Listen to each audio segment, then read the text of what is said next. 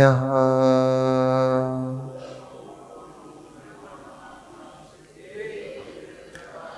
ॐ नमः सिद्धेभ्यः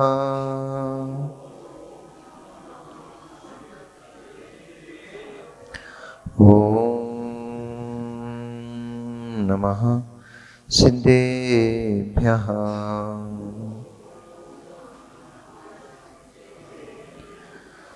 तव सिद्धे न सिद्धे संयम सिद्धे चरित्र से देया नाणं मे दंसनं मिया सिद्धे सिरसा नमस्सामि सिद्धे सिद्धं संपूर्ण भव्यर्थं सिद्धे कारणमुत्तमं प्रशस्त दर्शन ज्ञान चारित्र प्रतिपादनम् सुरेंद्र मुक्त श्लिष्ट पाद पद्मांशुकेशरं प्रणमामि महावीरं लोकत्रय मंगलम् नमो अरिहन्ताणं नमो सिद्धाणं नमो आयर्याणं नमो वज्रायाणं नमो लोये सबसाहूणं। जय बोलिए अनंत अनंत परम सिद्ध परमेष्ठी भगवान की। जय बोलिए अनंत अनंत 24 तीर्थंकर भगवान की।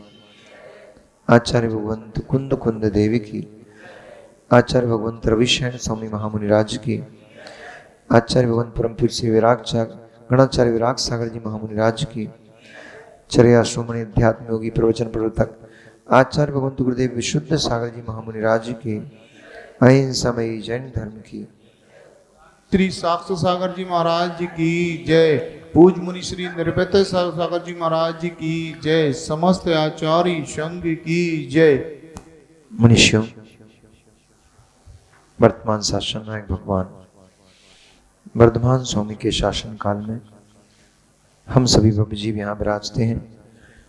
परम भट्टारक महाश्रमण उन भगवान वर्धमान स्वामी के मुख कमल से निश्रित भगवती वाग्वादिनी मजनवाणी का हम सभी भव्य जीव यहाँ करुणांजलि लगा करके पान कर रहे हैं।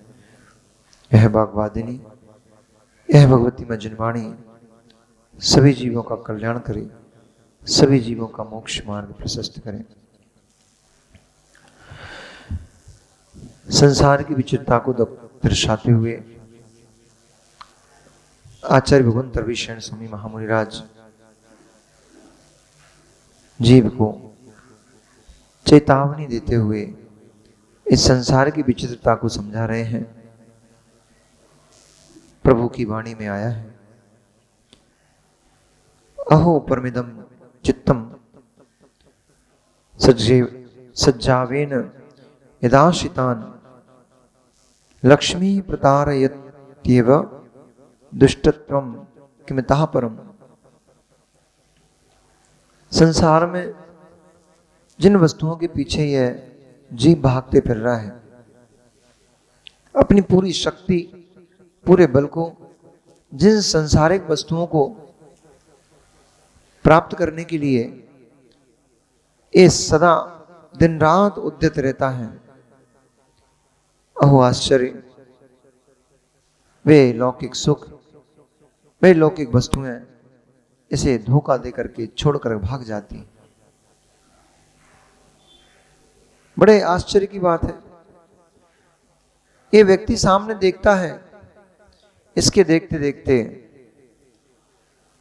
धन विलय को प्राप्त हो जाता है, इसके देखते देखते शरीर विलय को प्राप्त हो जाता है, इसके देखते देखते कुटुंबी संबंधी विलीन हो जाते हैं, विलय को प्राप्त हो जाते हैं, इसके देखते देखते संपत्ति नाश को प्राप्त हो जाती है। इसके देखते देखते भवन ध्वस्त हो जाता है, इसके देखते देखते संतान चली जाती है। आखिर सब कुछ देखते हुए भी कितनी अज्ञान दशा जीव की कहें, कितनी अज्ञानता कहें जीव की। सब कुछ देखते हुए भी यह जीव चेत नहीं रहा है, समझ नहीं पा रहा है, देख रहा है, देखते हुए समझ नहीं पा रहा है कि एक दिन ऐसा मेरा भी होगा। वृक्ष पे बैठा हुआ पुरुष देख रहा है वन में आग लगी हुई है, भयंकर भीषण आग लगी हुई है। देखते देखते आवाज लगा रहा है, देखो देखो वह शेर जल करके भस्म हो गया, देखो देखो वह पक्षी झुलस झुलस करके गिर रहे हैं, देखो वह हिरण, वह खरगोश, अनेक अनेक जीव देखो इस अग्नि में झुलस करके मरते चले जा रहे हैं, मृत्यु को प्राप्त होते चले जा रहे हैं।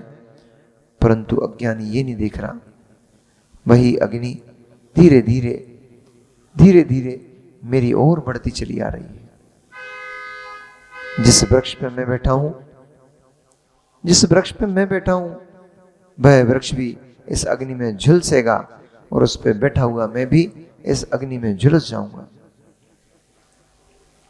अमुक चले गए,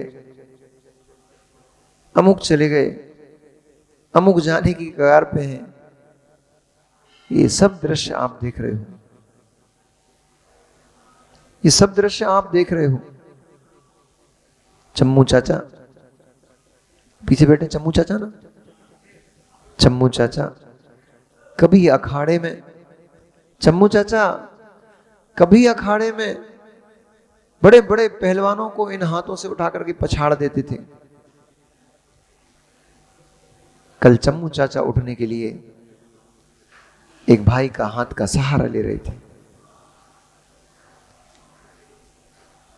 वे बड़े बड़े मल्ल योद्धा जो युद्ध में बड़े बड़े वीरों को पछाड़ देते थे, आज उनके शरीर में इतना बल नहीं बचा कि वे अपने पैरों के ऊपर खड़े हो पाए।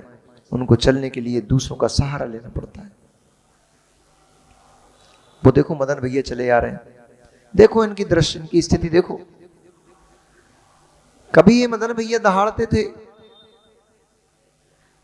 तो लोग कपकपाते थे, आज मदन भैया उनको सीढ़ी चढ़ने के लिए मुझे डंडे का सहारा लेना पड़ रहा है। घुटने जवाब दे गए, शरीर जवाब दे गया। हमारे देखते देखते कितने जीवों की ऐसी स्थिति हो गई, हमारे देखते देखते कितने जीवों की ऐसी स्थिति हो गई कक्का।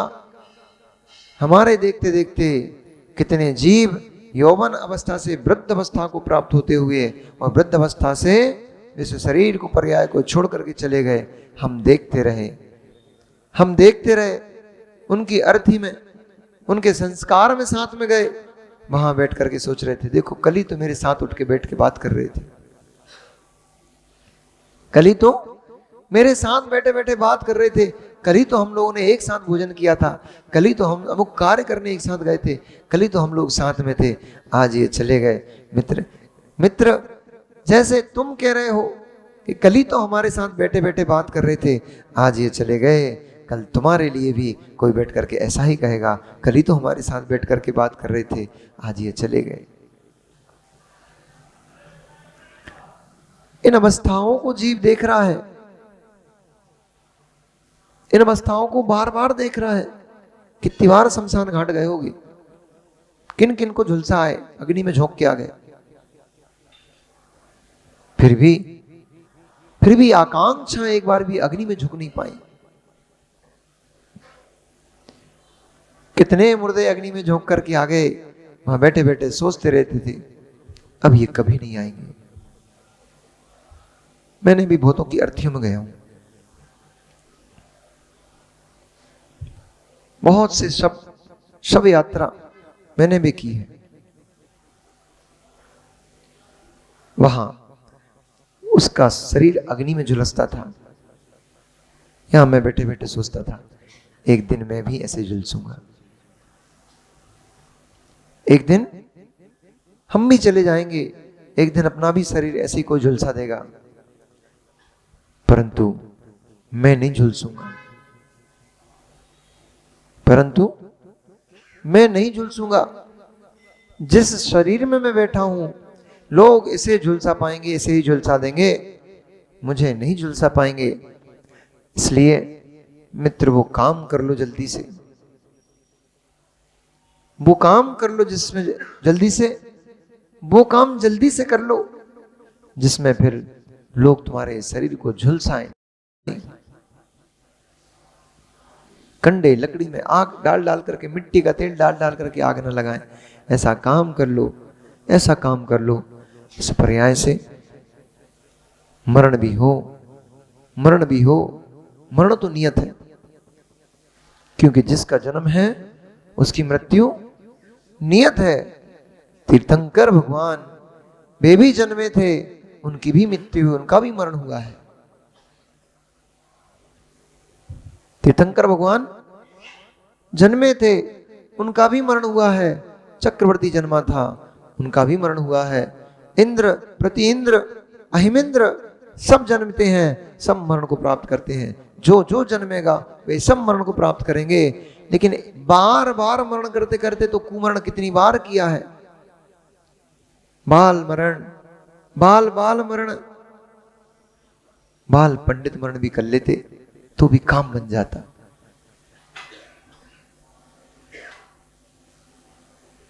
पंडित मरण कर लो एक बार, बाल मरण हुआ, बाल बाल मरण हुआ, बाल पंडित हो गया।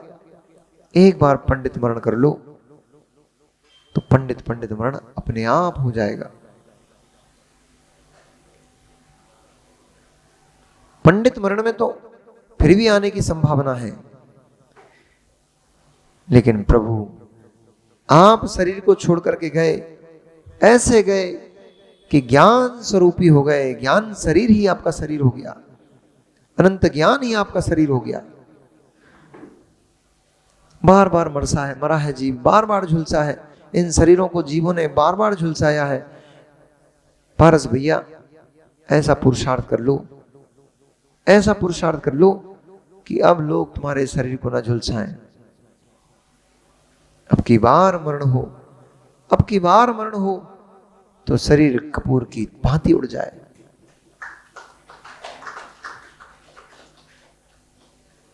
अब की मार मरण ऐसा ना हो कि लोग लकड़ी में और कंडों में झोंके। हमारे साथ असंख्यात असंख्यात जीव झुलस करके मर जाए बेचारे। कितने जीव मरते हैं इस शरीर को झुलसाने में, इस शरीर को राख बनाने में। कितनों की राख हो जाती है। दयावान जीव, ऐसी दया प्रकट करो, ऐसा पुरुषार्थ कर लो कि अब की बार मरण हो, अब की बार कुमरण ना हो। अब की बार मरण हो तो शरीर को लकड़ी कंडे में, नरियल में नहीं झुलसाना पड़े। अब की बार मरण हो तो शरीर, देह मेरा बड़ा बड़ा कपूर की तरह उड़कर समाप्त हो जाए, विलीन हो जाए।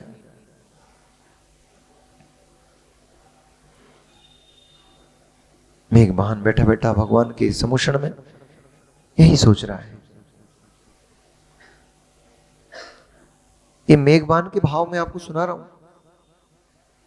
समुषण में बैठा बैठा मेघवाहन जब भगवान के मुख से उसने दिव्य ध्वनि को सुना, जब भगवान ने कहा मेरे जैसे और भी अनंत अनंत केवली हो चुके हैं, मैं नया नहीं हूं। हे सगर, तेरे जैसे अनंत अनंत चक्रवर्ती होकर के इस भू पर से जा चुके हैं, तू नया नहीं है। हम जैसे कितने ही महापुरुष और होंगे, कितने ही महापुरुष और जन्म लेंगे, और कितने ही महापुरुष काल के जबड़े में चर्वण कर लिए जाएंगे।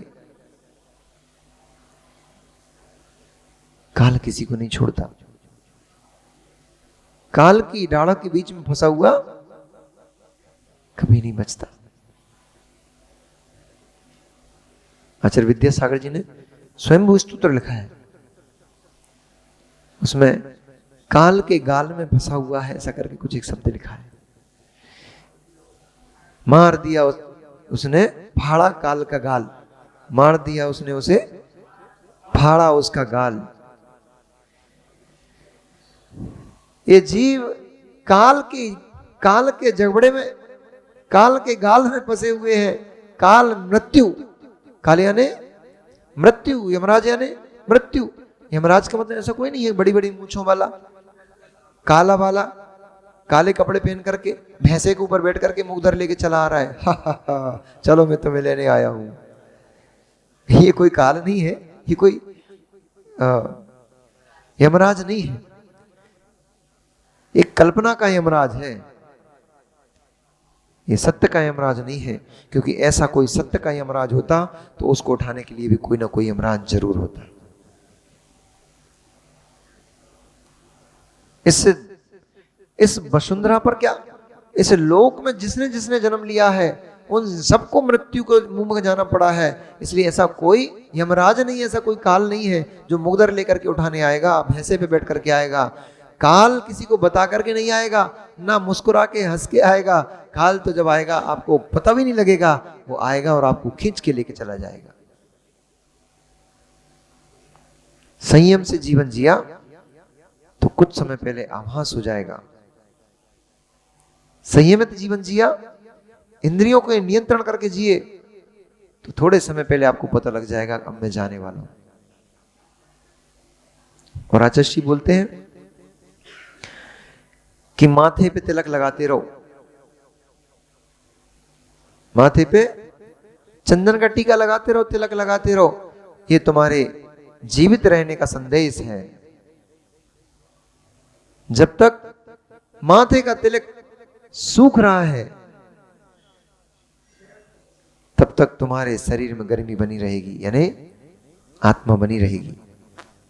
माथे का तिलक सूखना बंद हो जाए, सुबह से शाम तक गीला का गीला बना रहे, समझ लेना 2-3 दिन का बचाव। इसलिए तिलक लगाते रहना चाहिए। सुनना भैया आशीष, तिलक लगाते रहना चाहिए, पता लगता रहेगा आयु कितनी शेष बची हुई है। आंखों से नासाग्र करके दृष्टि को देखते रहना चाहिए। आंखों में जब 1 के 2 दिखने लग जाएं, आंखों से 1 के 2 दिखने लग जाएं, समझ लेना आयु शेष कम बची है, अंत समय निकट है। और भी बहुत सारे लक्षण हैं। लक्षण शास्त्र पूरा का पूरा, हमारे आगम में किसी प्रकार की कोई कमी नहीं है, पढ़ने वालों की कमी है, समझने वाले समझाने वालों की कमी है। अब क्या करें भैया संजय भैया, विडंबना कक्का इस बात की नहीं है कि पढ़ने वालों की कमी है, विडंबना इस बात की है जो समझा सकते हैं वे भी व्यर्थ के गप्पों में लगे हुए हैं, व्यर्थ की किस्से कहानी सुनाने में लगे हैं। जो समझा सकते हैं, जो समझा सकते हैं, कम से कम उन्हें ये चाहिए कि समाज आपको बुला रही है, बिठा रही है, आप टाइम पास मत करो, समाज का भोजन ग्रहण कर रहे हो, कुछ दे करके जाओ।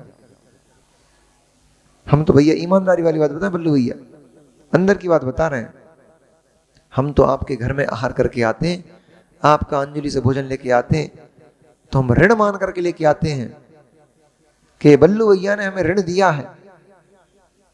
स्वामी जी इस ऋण का भुगतान आपको इनके बच्चों को संस्कार देके, इनके घर परिवार के लोगों को संस्कार दे करके आपको इसका ऋण चुकाना है।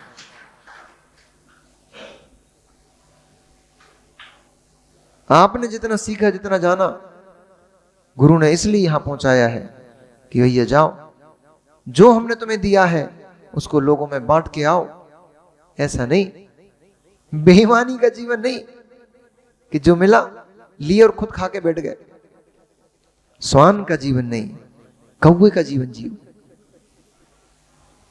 इसका स्वान का नहीं, कौवे का जीवन जियो। स्वान रोटी का टुकड़ा मिलता है, मुंह में दबा करके क्या करता है, भाग जाता है और जा करके अकेला एकांत में खाता है, दूसरा कुत्ता ना जाए, और आ जाए तो घुर्राता है, दूर से भौंकता है उसको, और कदाचित उसका पेट भी भरा हुआ तो भी दूसरे को नहीं देता, पेड़ के नीचे जाकर के खोदेगा और उसमें गाड़ के जाएगा, फिर भले ही कुछ भी उसको निकाल के खाने नहीं जाए। लेकिन लोभी जीव की, पापी जीव की यही प्रवृत्ति होती है कि जो मिली है उसको अकेला खाना चाहता है। उदार चित्त उदार मन की ये दृष्टि होती है, वो जो मिला है उसको मिल बांट करके खाना चाहता है। ऐसी वृत्ति कौवे की होती है। कौवे ने ऊपर से देखा कि दाने पड़े हुए हैं तो आके तुरंत खाता नहीं है। दाने देख गया, दाने पड़े हैं, मुंडेर के ऊपर बैठ करके काव काव काव करके चिल्लाता है, सारे कौवे मित्रों को इकट्ठा करके फिर खाता है। कम से कम उस काले कौवे से, उस एकाक्षी से ही कुछ सीख लो।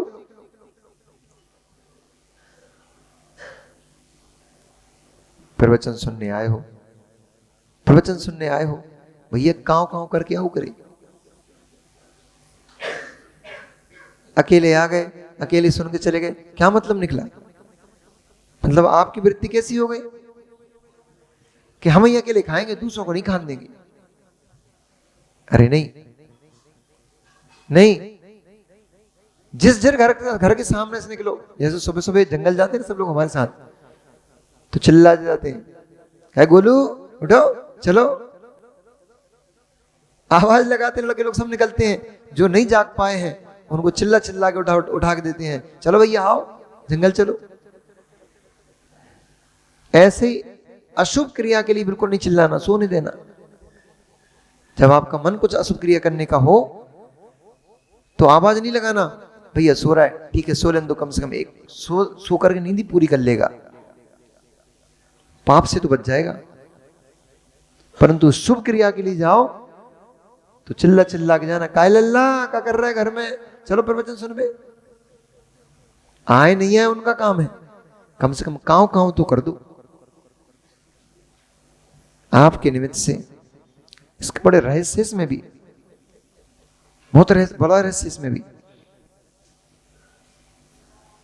अभव्य का जीव भी, अभव्य का ज्ञान भी, अभव्य का ज्ञान भी मंगलभूत होता है। मिथ्या दृष्टि का ज्ञान भी मंगलभूत होता है। समझ में आ रहा है कुछ? अभव्य का ज्ञान भी मंगलभूत हो जाता है, मिथ्या दृष्टि का ज्ञान भी मंगलभूत हो जाता है। कोई मिथ्या दृष्टि जीव है, उसको किंचित भी तत्व के ऊपर, धर्म के ऊपर श्रद्धा नहीं है। शास्त्र पढ़ लिया है, शास्त्र पढ़ करके शास्त्र को जानता है, उसने बैठ करके ऐसा उपदेश दिया, कला थी, वक्तत्व कला थी, उसने अपने वक्तत्व कला का प्रयोग करके ऐसा उपदेश दिया, शास्त्र को कहा ऐसा। श्रद्धा नहीं है उसको, आचरण नहीं है उसका, परंतु कथा ऐसी कर दी उसने कि हमारे शांतम भैया को वैराग्य की उत्पत्ति हो गई। उस अभव्य का उस मिथ्या दृष्टि का ज्ञान तुम्हारे लिए मंगलभूत हो गया। उसके ज्ञान से तुम्हारा कल्याण होगा, उसका हो नहीं हो वो जाने, हमारा तो उसके ज्ञान से कल्याण हो गया। ये भी व्यवहार की भाषा है, व्यवहार की बातें हैं। किसी के ज्ञान से किसी का कल्याण नहीं होता। हो रहा होता तो केवल ज्ञानी तो इतना सुना के चले गए, सब जीवों का कल्याण हो ही गया होता। किसी के ज्ञान से किसी का कल्याण नहीं होता। अपने ही ज्ञान में जब निखार आता है, प्रखरता आती है, अपना ही ज्ञान जब शुद्ध होता है, तभी जीव का कल्याण होता है। बाह्य का निमित्त होता है, परंतु निमित्त को सर्वथा उठा करके बाहर मत पटक देना, क्योंकि निमित्त के अभाव में भी कार्य की सिद्धि नहीं होती है। उपादान की योग्यता आवश्यक है तो निमित्त भी अति आवश्यक है। इसलिए जो इस दृष्टि से तत्व को समझता है, तत्व को जानता है, वही जीव सम्यक दृष्टि होता है, वही जीव धर्म के फल को प्राप्त होता है, तत्व ज्ञान के फल को प्राप्त होता है। मैं एक वाहन भगवान के सम्मुखण में बैठा बैठा सोच रहा है, ओहो देखो मत जैसे मूर्ख ने कितनी पर्याय ऐसे विषय वासनाओं की अग्नि में झोंक डाली है। एक दिन और भी भगवान की वाणी को सुनकर के मुझे वैराग्य की उत्पत्ति हुई थी, परंतु लोभ कषाय, धिक्कार है लोभ कषाय तुझे, तूने उस दिन मुझे अपनी ओर आकर्षित कर लिया था। याद है कब हुई थी? है? हाँ, जब भीम सुभीम ने उसको दीप को सौंपा था, भेंट दिया था, हार को भेंट दिया था, उस दिन यदि निकल गया होता तो इतने वर्ष क्यों नष्ट होते मेरे।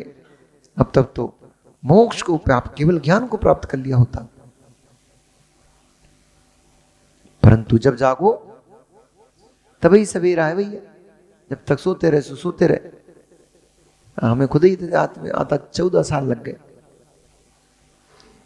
पर हिम्मत नहीं हारी। आपको एक बात बताऊं भीतर की, मैंने एक पंडित जी को कुंडली दिखाई। हमारे बहुत मतलब प्रसिद्ध पर पॉपुलर क्या बोलते हैं, फेमस पंडित जी हैं। उनको मैंने कुंडली दिखाई।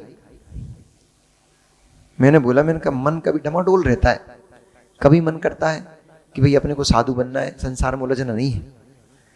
फिर कभी मन करने लग जाता है कछु नहीं धरो यार, न बिहार कराने वाले लोग मिल नहीं रहे, आहार कराने वालों की टंटा पड़े हैं, कहाँ पता अपने जीवन में कैसी होगी। कहीं आहार विहार कराने वाले नहीं मिले तो जीवन कैसे चलेगा। अच्छा चलो वो मिल भी गए, भाव भी शुद्धि नहीं बन पाई, वैसी नहीं रह पाई, वैसी तो क्या करेंगे फिर। तो हमने कुंडली दिखाई उनको। हमने बोला हमारा मुनिराज बनने का कुछ योग है कि नहीं है। तो हंसने लग गए। हमने बोला क्या बात है पंडित जी, हंस क्यों रहे हो। बोले महात्मा जी तुम्हारे महाराज का नहीं, तुम्हारी तो लव मैरिज का योग है। बोले एक से तुम्हारी शादी होगी नहीं, एंगेजमेंट हो जाएगी या बातचीत चल रही होगी वो कैंसिल हो जाएगी, दूसरी लड़की से तुम्हारी शादी होगी, परंतु लव मैरिज होगी। हमने कहा मैंने लव के पता आता न मैरिज के पता, ये पंडित जी कहां से लव मैरिज करा रहे हैं। हम तो दूसरी कछु सोच के बैठे हुए हैं, जी कछु दूसरी कराने के चक्कर में। हमने कुंडली उठाई, हम भगे आए। हमने कहा जी पंडित जी ठीक नहीं बता रहे। परंतु पंडित जी बहुत ज्ञानी पंडित जी थे, उनका ज्योतिष बड़ा तगड़ा था। तो मन में आया पंडित जी का ज्योतिष बहुत तगड़ा है,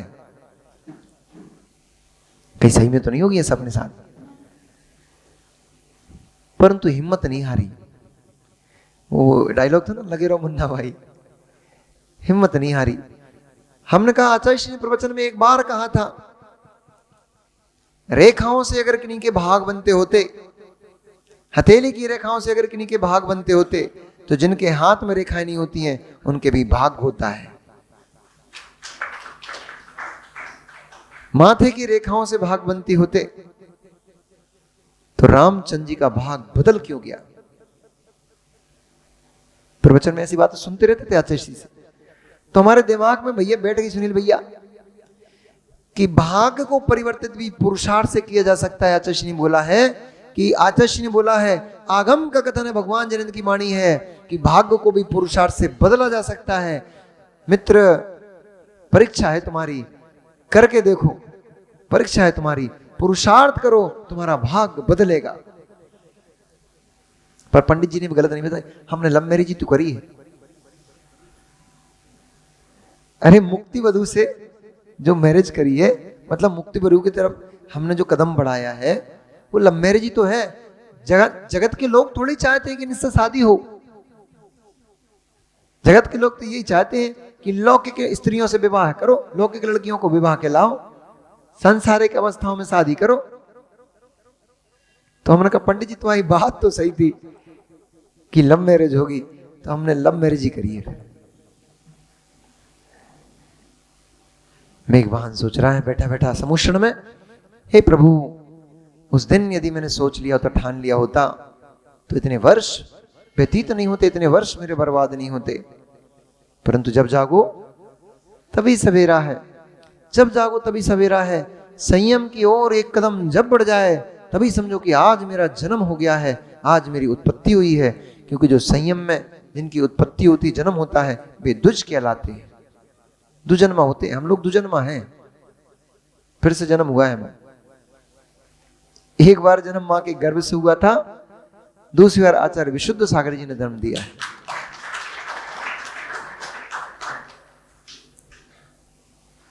ये ब्राह्मण कहलाते हैं, जो ब्रह्म में लीन होते हैं, ये ब्राह्मण कहलाते हैं, द्विज कहलाते हैं, क्योंकि ये दुजन्मा होते हैं।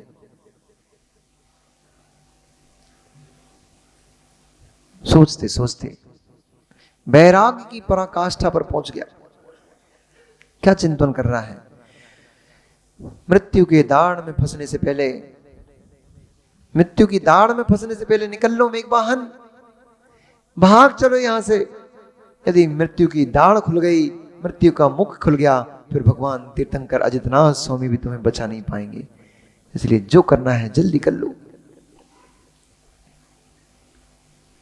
ये संसार, ये लक्ष्मी, जिस धन जिस वैभव को कमाने के लिए मैंने अपनी इतनी पर्याय और इतने वर्ष की मैंने आयु निकाल दी है, मृत्यु मुख फाड़ के खड़ी हो गई। वो धन, वो राजपाट, वो बल, वो लंका नगरी, कुछ भी मुझे नहीं बचा पाएगी। इसलिए मेघवाहन शीघ्र निर्णय लो, शीघ्र निर्णय लो, शीघ्र निर्णय लेकर के अपनी आत्मा का हित करो। हे मेघवाहन, शीघ्र निर्णय लो और शीघ्र निर्णय लेकर के अपनी आत्मा का, हे मेघवाहन, ऐसा तो नहीं सोच रहा, ऐसा मेघवाहन सोच रहा है। यही तो मैं बोल रहा हूं। शुरू में मैंने क्या बोला? वृक्ष पे बैठा हुआ देख रहा है, वो मर गया, वो जल गया, वो झुलस गया, ये पता ही नहीं है अग्नि मेरे वृक्ष की ओर बढ़ती चली आ रही है। इसी वृक्ष जिसमें अग्नि चारों ओर लग चुकी है, इस वृक्ष में मैं बैठा हूं, थोड़ी देर बाद मैं भी झुलसने वाला हूं। ये नहीं सोच रहा। मेघवाहन सोच रहा है, मेघवाहन निर्णय कर रहा है। हे मेघवाहन, जल्दी से निर्णय कर लो। अरे हे मेघवाहन, जितने बैठे सब मेघवाहन बैठे हैं। हे मेघवाहन, जल्दी से निर्णय कर लो। कहीं मृत्यु का मुख फट गया तो न धन बचा पाएगा, न संपत्ति बचा पाएगी, न परिवार कुटुंब बचा पाएगा। सब खड़े खड़े देखते रहेंगे, चिल्लाते रहेंगे, बचाने कोई नहीं आ पाएगा। बल्लू भैया चलेगा कपड़े उतार भी? अरे मुझे लगा बैराग आ गया, सीधे गाड़ी दबा के कहां पहुंच रहे? पथरिया। हे मेघवाहन, सुन रहे हो संतोष कक्का? ये वस्त्रों में लिपट के नहीं जाना है।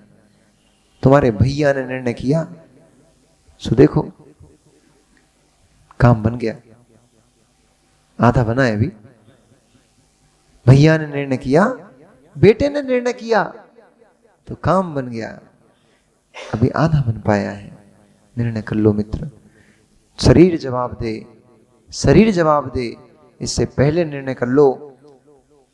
पूछो वो चम्मू कक्का बैठे, शरीर जवाब दे। अभी अगर भी सोचें भी ना, क्या मदन भैया, भारत भैया, शरीर जवाब दे गया है। अब अगर ये सोच, भारत भैया तो भी सोच सकते हैं, खैर अभी तो मजबूत है, कर्रा शरीर है। हाँ, अखाड़े के पहलवान जो हैं, मदन भैया बेटे का, मदन भैया जितनी जोर से मोड़ा मोड़ी पे चिल्लाते हो, जितनी जोर से घर में आवाज लगाते हो, उतनी जोर से मुख को बंद करके भीतर में आवाज लगाओ कि मदन मदन मदन विजेता हो जा, तेरा काम बन जाएगा। जिनेश भैया ने लंगोटी फंसा ली, तुम भी देख लो और कहा है। जिनेश भैया ने लंगोटी फंसा ली। मदन भैया सुन रहे हो? आवाज आ रही क्या? जिनेश भैया ने, सुनो भारत भैया, जिनेश भैया ने लंगोटी फंसा ली, वे भी छोड़ देंगे कुछ दिनों में। तुम भी देख दाख लो फटाफट। ये मृत्यु अपना गाल फाड़े, मुख फाड़े, अपनी दांतों में चबाने के लिए अपनी दांतों में फंसा ले, इससे पहले निर्णय कर लो। अब कछु नहीं बचो है, अब तो गुठली गुठली है। आम का रस तो सूख चुका है, अब तो मात्र गुठली है। इसको ही बो दो तो कम से कम सुंदर सीजन आएगा, सीजन आएगा, सुंदर फल आम के इसी में लग जाएंगे। ये गुठली भी ऐसे डाल दी तो पानी में पानी पड़ी पड़ी सड़ जाएगी। बरसात में उग जाती है गुठली, मालूम, पड़ी पड़ी। बरसात में गुठली पड़ी पड़ी उग जाती है, लेकिन बकरी गाय आती है, उसको चबा के चली जाती है, पनप नहीं पाता। गुरु विशुद्ध सागर ने बाड़ी लगा के रखी हुई है। उस बाड़ी की सुरक्षा में जाकर के इस गुठली का भवन कर दो। आम का दल तो बचा नहीं है, दल तो सूख चुका है। खाने वालों ने दल तो खा लिया मदन भैया, खाने वालों ने दल खा लिया, उन्होंने मात्र गुठली छोड़ी है। लगा दो इसको, समय देख करके देख लियो, चातुर्मास में निर्णय कर लियो, हो आ जाए तो हमें भी कछु सफलता मिल जाए। जाकर बोलना है गुरुदेव, आम तो मेरा खा चुके खाने वाले, अब इसमें रस नहीं बचा है, गुठली बची है, इसे अपनी बाड़ी में सुरक्षित कर लो ताकि पनप जाऊं। अगली बार 2-4-5 साल के बाद सुंदर सुंदर फल दे करके सबको आनंदित करूं। वृक्ष भी हर्षित होता है, उसके सुंदर मीठे फलों को जब लोग खाते हैं वृक्ष को भी आनंद आता है। परंतु जब फल खाने वाले लोग पत्थर मारते हैं उस वृक्ष को भी बड़ा कष्ट होता, बड़ी वेदना होती है।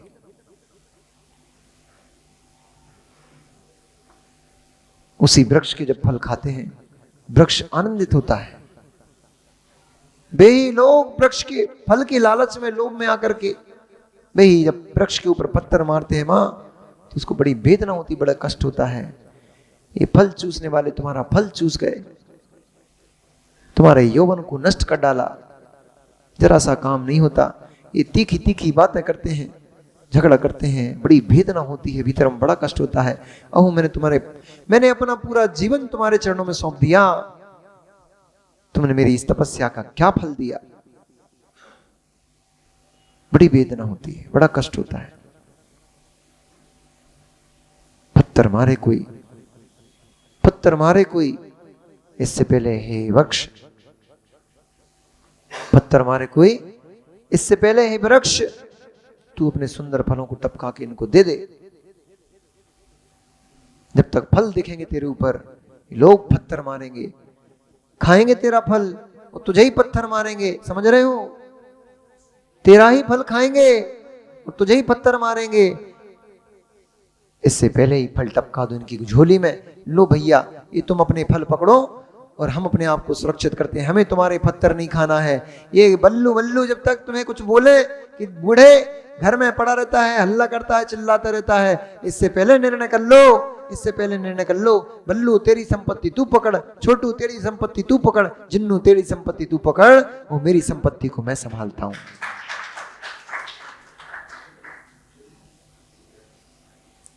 तत्व का निर्णय करते हुए भगवान अजितनाथ स्वामी के समूषण में, वो भी क्या दृश्य होगा, आनंद लो इसी बात का।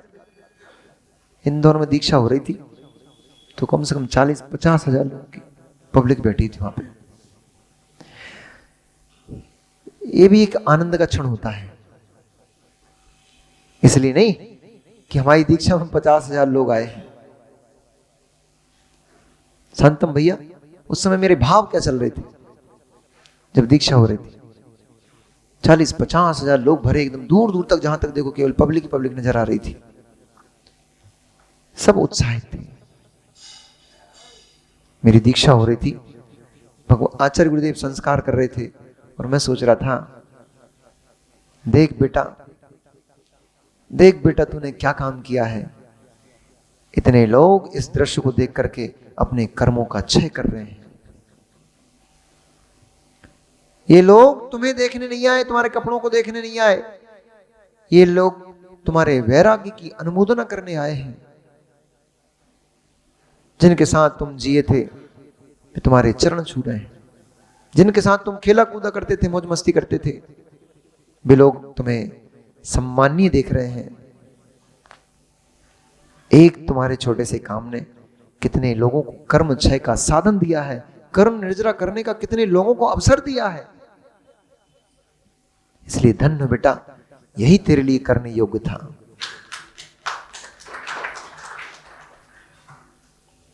उस समय जो अनुभूति हो रही थी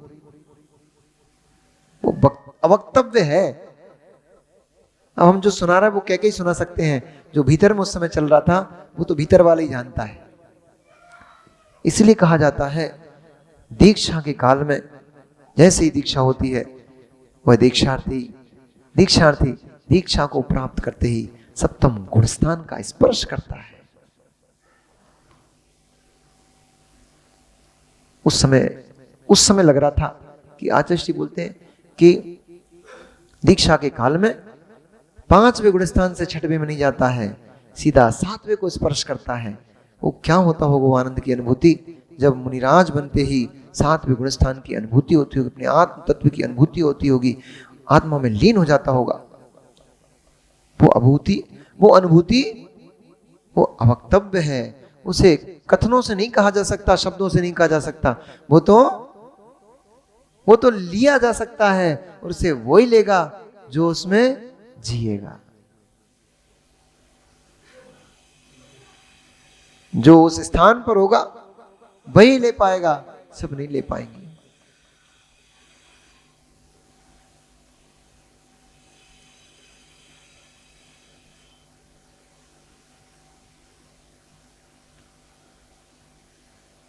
भूला नहीं हूं, देख रहा हूं कितनी शांति है। माता हरो कितनी शांत हो गई। अपनी बात होती ना तो शांति आई जाती है, जब अपनी बात होती है तो आनंद आ ही जाता है। दूसरे की बात में क्लेश है, दूसरों की बातों में हलचल होती है, दूसरों की बातों में आनंद नहीं आता। जब अपनी बात होती है तो आनंद आ ही जाता है। जितने शांत यहां बैठी हो, जितने शांत यहां बैठी हो, ऐसी घर में रहने लग जाओ तो तुम्हारे पतिदेव तुम्हारी आरती उतारे रोज शाम को आते से। भैया जितने शांत यहां बैठे हो, इतने शांत घर में रहने लग जाओ तो तुम्हारी पत्नी महात्मा को खोजने कहीं नहीं जाएगी, वो घर में ही महात्मा के दर्शन करा करेगी रोज। देवी चिल्लाए तुम इतने शांत हो जाओ।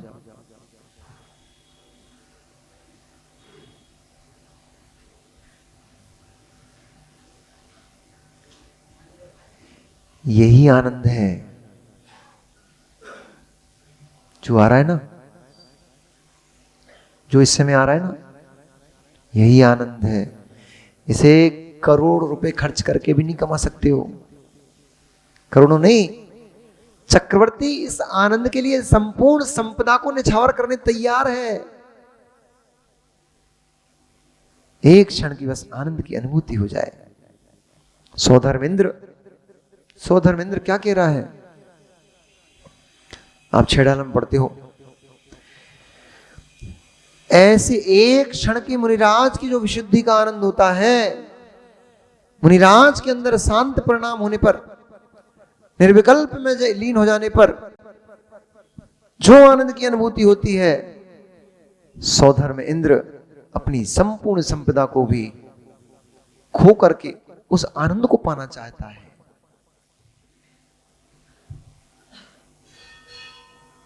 ऐसा आनंद इंद्र, नरेंद्र, नागेंद्र किसी को भी नहीं है। जो आनंद मुनिराज को समरसी भाव में लवलीन अपने आत्म ध्यान में ध्यानस्थ वे मुनिराज एक समय में जो कर्म क्षय करते हैं उस आनंद के बल पे, एक समय प्रमाण, एक श्वास प्रमाण काल में जो आनंद को प्राप्त करते हैं, उत्कृष्ट श्रावक पूरे जीवन काल की साधना में वो आनंद और वो कर्मों का क्षय नहीं कर सकता है। सामान्य श्रावकों की बात ही नहीं कर रहा हूं मैं। उत्कृष्ट श्रावक की पूरे जीवन काल की साधना में जो कर्म क्षय नहीं होते हैं, एक श्वास प्रमाण काल में समरसी भाव में लीन मुनिराज तेरे कर्मों का क्षय करते हैं। तभी तो 33 सागर के कर्म बंधे रखे हुए हैं। रखे हैं आपके पास स्टॉक में, अभी रखे हैं आपके पास 33 सागर के कर्मों की स्थितियां रखी हुई हैं। कोड़ा कोड़ी सागर प्रमाण 33 सागर तो क्या है, 70 कोड़ा कोड़ी सागर प्रमाण तक के कर्म तुम्हारे पास स्टॉक में रखे हुए भी। कितने? 70 कोड़ा कोड़ी सागर तक के लिए तो अभी आपके पास रिजर्व रखा हुआ है। मोहिनी कर्म की उत्कृष्ट स्थिति है ये, और यही मोहिनी कर्म सबसे ज्यादा पीड़ता है, सबसे ज्यादा परेशान करता है। संसार में भ्रमण का सबसे बड़ा कोई कारण है तो ये मोहिनी कर्म है। एक समय प्रमाण काल में बनता जाए, एक समय प्रमाण काल में छींक लेने में, जमाई लेने में तो बहुत समय लग जाते हैं। बहुत समय निकल गया, आंख दिखाने मात्र में तो असंख्यात समय निकल गए। जितनी देर में आपने किसी की तरफ तिरछी टेढ़ी आंख करके क्रूरता से देखा था, गुस्से से देखा था, इतने में तो असंख्यात समय निकल गए। इतने में तो पता नहीं कितने कितने वर्षों का कर्म, कितने कितने कोड़ा कोड़ी सागर के लिए कर्म का बंद हो गया। इतनी देर में 70 कोड़ा कोड़ी सागर का बंद हो जाता है। बैठे रहो, भुगते रहो उसको। ऐसे कर्मों की स्थिति को भी विनिर्गंत तपोधन, निर्गंत भाव में जाकर के अपनी आत्मस्थ हो जाते हैं और ऐसे झड़ते हैं वे कर्म जैसे झरना झर रहा हो। तभी तो 1 2 3 4 भव की साधना में वे सारे सारे कर्म खप जाते हैं। 70 कूड़ो कूड़ी सागर के कर्म हैं। मनुष्यों की उत्कृष्ट आयु कितनी? मनुष्य की उत्कृष्ट आयु 3 पल, वहां साधना नहीं होती है, भोग भूमि की है। चतुर्थ काल में उत्कृष्ट आयु कितनी है? पूर्व कोटि। इतनी सी आयु में वो भी मैक्सिमम हो गई। पल पल की मात्र आयु मिली है, वो भी उत्कृष्ट उत्कृष्ट बताते जा रहा हूं आपको। इतनी सी आयु में आपको 70 कोड़ा कोड़ी सागर प्रमाण के कर्म खपाना है। उसमें भी आधा समय तो बालपने में और यौवन के प्रमाद में निकल जाता है। आदिनाथ की कथा सुनाई थी ना अभी, आदिनाथ भगवान की। 83 लाख वर्ष पूर्व तो काय में निकल गए, इंद्रिय भोगों में निकल गए, पता नहीं पड़ पाए। 1 लाख वर्ष पूर्व मात्र में ही उनने कितने कितने 70 कोड़ा कोड़ी कर्म रखे होंगे। नहीं, 70 कोड़ा कोड़ी नहीं बचे, उनके अंतः कोड़ा कोड़ी सागर प्रमाण बचते हैं। क्योंकि सम्यक दर्शन एक बार प्रकट कर लो, संयम नहीं ग्रहण कर पा रहे हो, महाव्रत अणुव्रत नहीं ले पा रहे हो, कोई बात नहीं, श्रद्धान मजबूत कर लो। श्रद्धान मजबूत कर लिया, सिद्धान मजबूत कर लिया, ऐसा अकाट सिद्धान कि जैसे तलवार की धार पर से धार पानी उतर सकता है, तलवार में चढ़ा पानी उतर सकता है, परंतु मेरे हृदय से सच्चे वीतरागी देव सास गुरु के प्रति श्रद्धान अटल है, किंचित भी हिल नहीं सकता।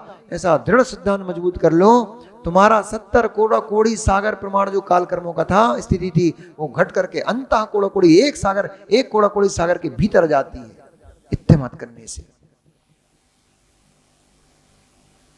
इतना करने मात्र से कर्मों की स्थिति अंतः कोड़ा कोड़ी सागर प्रमाण हो गई। अब जो भी कर्म तुम्हें बनेगा, एक कोड़ा कोड़ी सागर के भीतर भीतर ही बनेगा।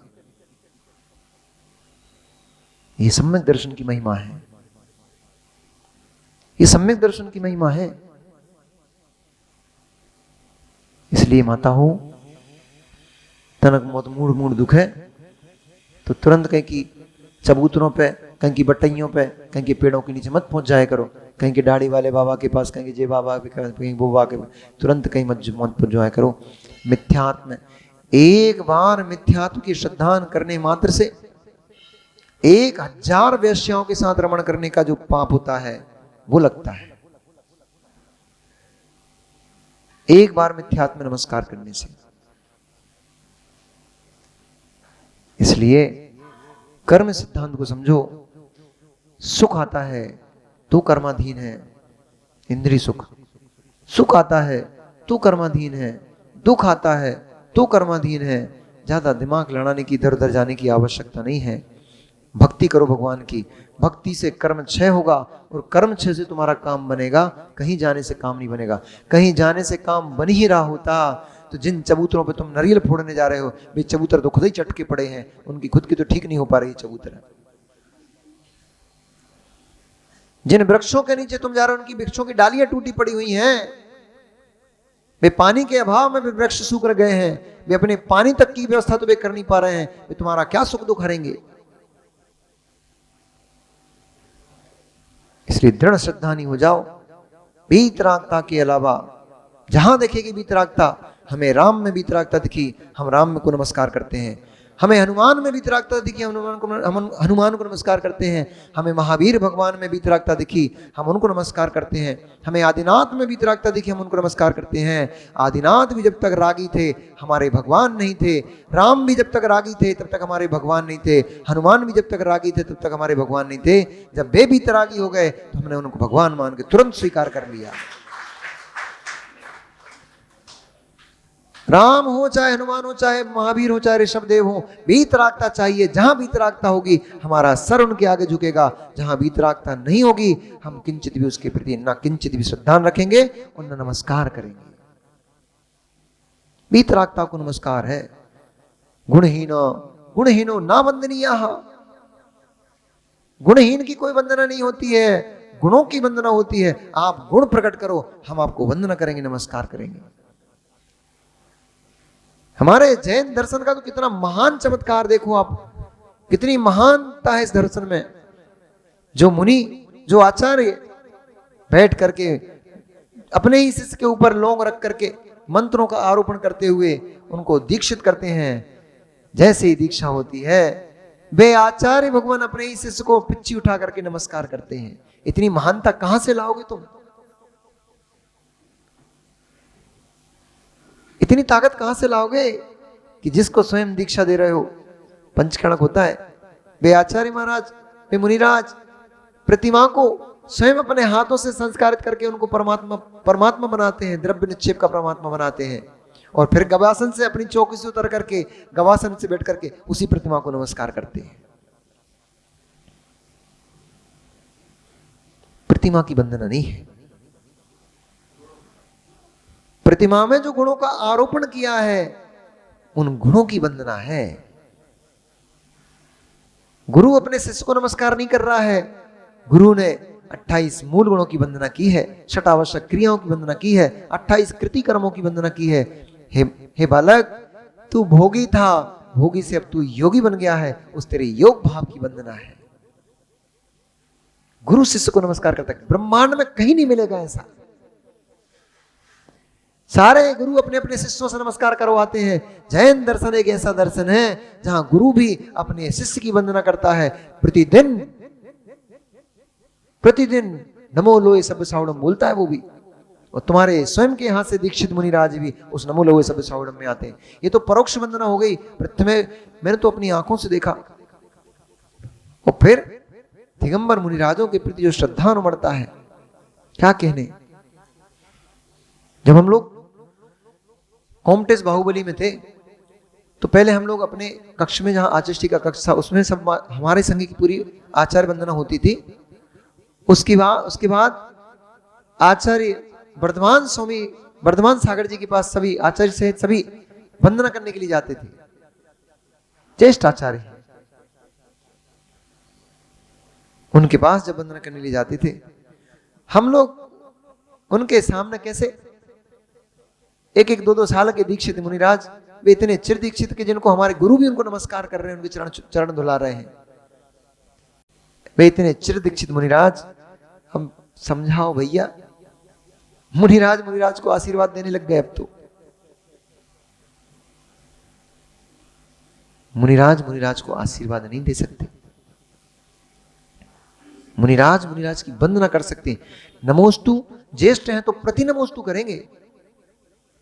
कनिष्ठ मुनिराज का पहले नमोस्तु का कर्तव्य होता है। कदाचित उन्होंने नमोस्तु नहीं भी किया तब भी वो पिच्ची उठा करके प्रति नमोस्तु करते हैं। हमने एक मुनिराज के पास नमोस्तु पहुंचाया। उन्होंने बोला महाराज जी ने आशीर्वाद देना महाराज जी को। हमने कहा हमारे आचार्य तो आप हो ही नहीं। फिर हमने भी उनको जवाब पहुंचा दिया। हमने कहा आप आचार्य तो हो ही नहीं, शिष्य को आशीर्वाद देने का अधिकार केवल आचार्य को होता है, गुरु को होता है। गुरु भाई को आशीर्वाद देने का अधिकार नहीं होता, इसलिए हम आपके आशीर्वाद को स्वीकार नहीं करते हैं। हमने आपको नमोस्तु आपकी विनय की है, वो विनय हमारी है। कर सको तो ठीक, नहीं कर सको तो कोई बात नहीं। हमने तो अपनी विनय प्रकट की है। हम जब वंदना करने के लिए हम लोग गए, हम तो 1 साल 6 महीने पुराने दीक्षित मुनिराज थे।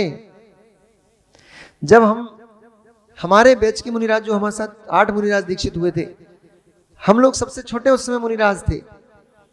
गोलू भैया वर्धमान सागर आचार्य भगवंत को जब हम लोगों ने वंदना करके नमस्कार किया, आचार्य वंदना के बाद हमने जब नमस्कार किया, वे आचार्य महाराज दोनों हाथों से पिच्छी उठा करके एक एक मुनिराज को अलग अलग एक एक मुनिराज को नमस्कार कर रहे थे।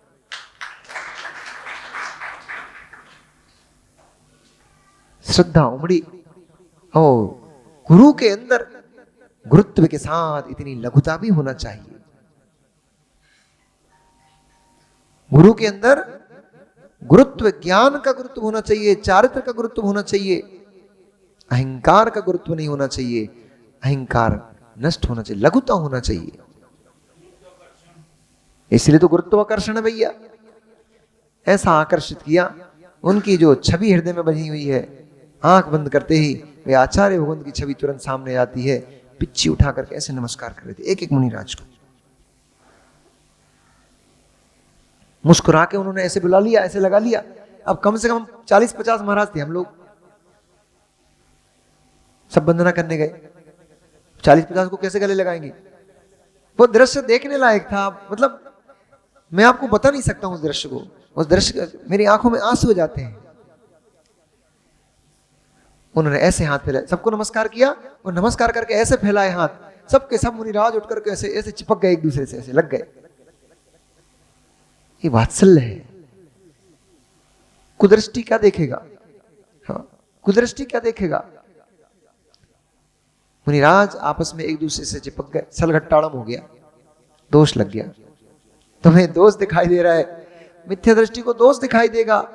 जिसकी आंख खोटी है उसको दोष दिखाई देगा। जिसे वात्सल्य धर्म दिखाई दे रहा है वो कहेगा वाह, गुरु के अंदर क्या वात्सल्य है शिष्यों के प्रति, चेलों के प्रति। हम लोग जब टीकमगढ़ के लिए बिहार, चतुर्मास के लिए बिहार कर रहे थे, पन्ना से, पन्ना में वाचना की, उसका टीकमगढ़ के लिए जो हमारा बिहार, तो रात आचार्य विराग सागर जी महाराज का पूरा संघ रास्ते में मिला। पीयूष भैया कहाँ के? गुन्नौर में आचार्य भगवंत हमको मिले। उन्होंने अपने पूरे संघ को हमसे ज्येष्ठ मुनिराजों को लेने के लिए पहुंचाया। और जैसे ही आचार्य महाराज को दूर से छत पे थे, वो मंदिर की छत पे, जैसे उन्होंने देखा आचार्य महाराज खुद नीचे उतर के आए, हमने जाकर नमोस्तु किया। उनने ऐसे तुरंत उठाया और गले से लगा लिया। हमने बोला गुरु महाराज, आचार्य भगवंत आप क्यों नीचे आ गए? हम तो आ रहे थे ना ऊपर, आप नीचे क्यों आ गए? बोले देखने आया था कि हमारे नाती पोते इरिया पद से चलते कि नहीं चलते। हंसते हंसते आचार्य जी तो विराग सागर जी वैसे हंस के ही बोलते थे। हंसते हंसते बोले देखने आया हूं कि हमारे नाती पोते, क्या बोलते, पोते होते ना, नाती क्या होते, मोड़ा के मोड़ा, हाँ प्रपौत्र, तो बोले पोते कहलाते ना। हाँ, तो बोले हमारे पोते इरिया पद से गमन करते नहीं करते, देखने आया था। हाथ पकड़ के ऐसे तीनों महाराजों के, समत्व सागर जी हम दोनों, तीनों महाराज थे, तीनों महाराज के ऐसे लेकर के ऊपर छत पे गए, हमारी भैयावृत्ति करने लग गए। ओह, आज तो मतलब ये दृश्य जब हम देखते हैं तो आंखों में आंसू हो जाते हैं। कितने इतने श्रेष्ठ पद, इतने बड़े पद पर विशुद्ध सागर जी जैसे महाराज के गुरु, ऐसे चेलों को जिन्होंने जन्म दिया है, जो हमारे गुरु हैं, जिनके हम दिन रात चरण छूते हैं, बेहाथ जिन्होंने विशुद्ध सागर के संस्कार करे थे, बेहाथ हमारे हाथ दबा रहे थे। हमने बोला पाप में क्यों पहुंचा रहे गुरुदेव, हमें आपकी भैयावृत्ति करने का सौभाग्य दो। बोले भैया तुम आगंतक मुनिराज हो, हम वास्तव मुनिराज हैं। वास्तव मुनिराजों का कर्तव्य होता है कि आगंतक मुनिराजों की भैयावृत्ति करें। धन्नो ऐसे मुनिराज, धन्नो उनकी लघुता। वे जाते जाते भी बहुत सीख दे के गए हैं। वे तो चले गए परंतु हृदय में अभी भी बसते हैं। इसलिए ऐसा जीवन जीना चाहिए। फोटोओं में नहीं, मैंने एक दिन बोला था फोटोओं में मत चिपको, फोटो में फटकर फेंक जाएंगी, चिपक नहीं चाहते हो, तो ऐसा आचरण करो, ऐसा वात्सल्य बिखेरो कि लोगों के हृदय में आप चिपक जाओ। लोग चाहे भी बाहर निकालना तो हृदय में ऐसी फोटो छप जाए निकलने ना पाए। वो सुना ना, हाथ झटक कर जात हो, निर्बल जान के मोए। कृष्ण जब सुदामा से हाथ छुड़ा के दूर जाने लग गए तो सुदामा कह रहे हैं कि हाथ झटक कर जात हो, निर्बल जान के मोए। और क्या है? हाथ हम ही तो बुरे, तब तो तुमसे पूछ रहे। हाथ झटक के जात हो, निर्बल जान के मोए, और हृदय से निकल के जा सको। हृदय से निकल के जा सको तो सबल जानू तो हृदय। हाथ तो छुड़ा के जा सकते हो कान्हा, हाथ तो छुड़ा के जा सकते हो, परंतु तुम्हारी ताकत हो तो मेरे हृदय से निकल के बताओ। मेरे हृदय में तो तुम बसते हो, हाथ ही छुड़ा के जा सकते हो। ऐसे ही बस नहीं है तो ऐसे बसो, बस नहीं है तो ऐसे बसो। का फोटो में चिपके हुए हो? हमारी फोटो नहीं लगाई, हमारी छोटी फोटो लगाई, हमारी बड़ी फोटो लगाई, चाहे बदल दो, चाहे ऐसे कर दो। अरे क्या फोटो में चिपके पड़े हो? चिपक नहीं है तो ऐसी जगह चिपक जाओ कि आदमी चाहे भी निकालना दिल से तो निकाल ले ना पाए। चलो भैया मेघ भान को दीक्षा करा देंगे, नहीं तो टाइम तो हो ही गो। चलो, संसार जीवन की असारता को मेघ वाहन ने देख लिया। तो ये वो इंदौर का स्टेडियम मुझे इसलिए याद आ गया था कि जब इंदौर के स्टेडियम में इतनी भीड़ थी, एक अब तो पंचम काल के मुनिराज का है, सामान्य मुनि कहलाते हैं, कोई विशेष रिद्धि है ना कुछ नहीं है, सामान्य मुनिराज कहलाते हैं। एक सामान्य मुनिराज की दीक्षा को देखने के लिए इतना आनंदित भीड़ होती है, तो साक्षात भगवान के समोषण में दीक्षा हो रही होगी तो उस समय क्या आनंद होगा। कितना पुण्यात्मा जीव कहलाया।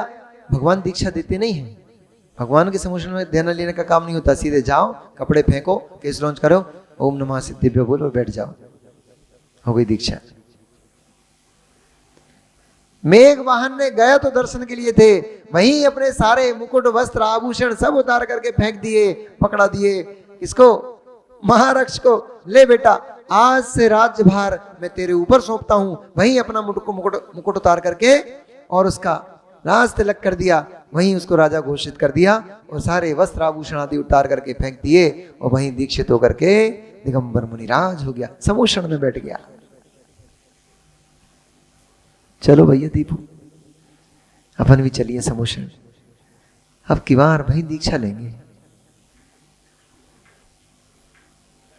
आप लोगों को भी लेना है? हाँ, टेंशन मतलब साड़ी माड़ी की समोषण सब व्यवस्था हो जाती है।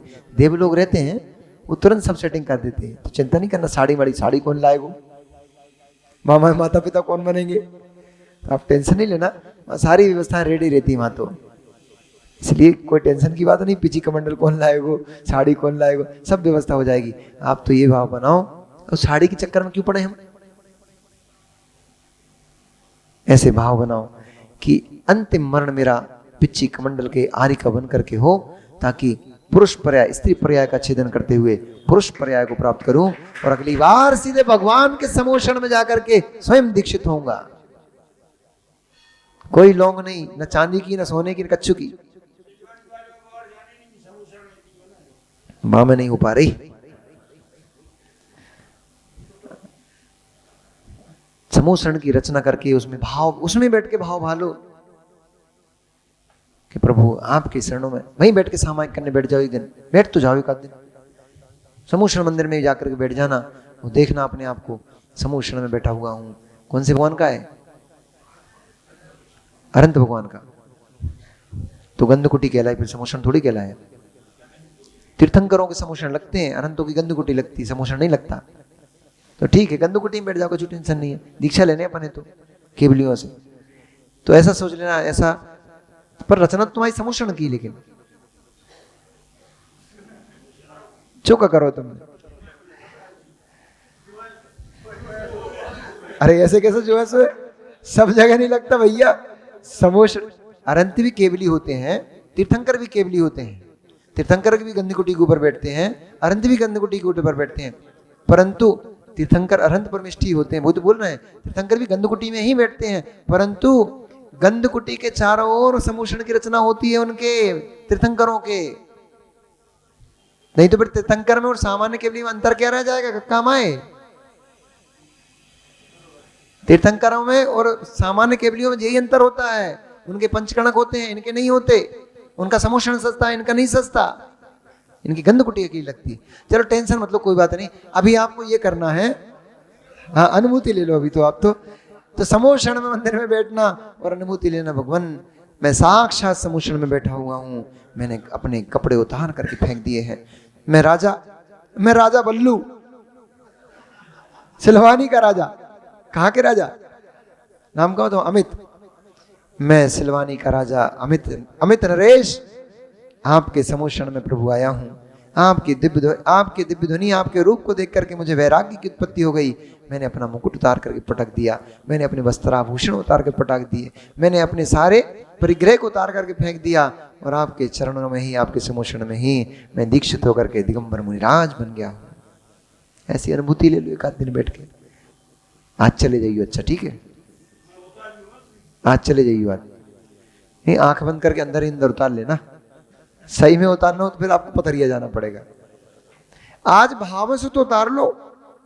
हो सकता है मित्र इसी समय आयु पूर्ण हो जाए, दिगंबर मुनि के भाव से चले जाओगे। इसी समय आयु पूर्ण हो गई, माताओं तुम भी आरी का बन जाना। हो सकता है इसी समय आयु कर्म, इसी समय बंद अपकर्ष काल आ गया, इसी समय बंद अपकर्ष काल आ गया, आयु पूर्ण हो गई, बंद अपकर्ष काल आ गया तो तुम्हें देव पर्याय के बंद हो जाएगा, देवी पर्याय का बंद हो जाएगा। और बंद अपकर्ष काल आ गया तो आयु बंद हो जाएगी। और अगर मृत्यु आ गई तो जाकर के देव ही बन जाओगी।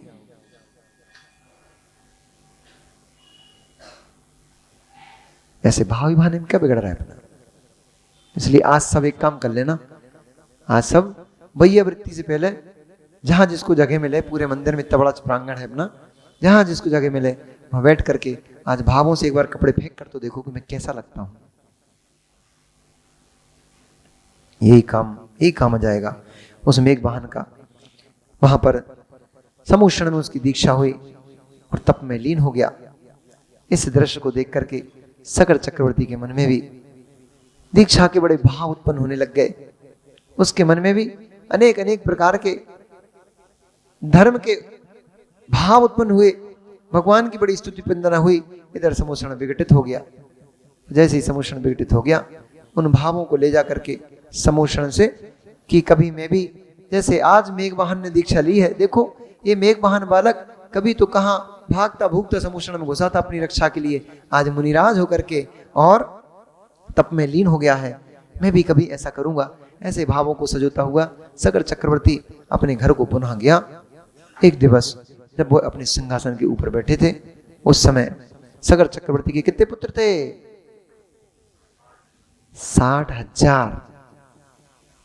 एक साथ 60,000 के साथ 60,000 पुत्र सगर चक्रवर्ती के सामने आकर के कहते हैं, पिताश्री हम कैलाश पर्वत की वंदना के लिए जाना चाहते हैं, हमें आज्ञा प्रदान कीजिए। सगर ने कहा, ये तो बड़ी श्रेष्ठ बात है, बड़ी सुंदर बात है। तुम सभी, मैं तो राज्य कार्य से अभी व्यस्त हूं, इसलिए मैं तुम लोगों के साथ नहीं चल पाऊंगा। ठीक है, तुम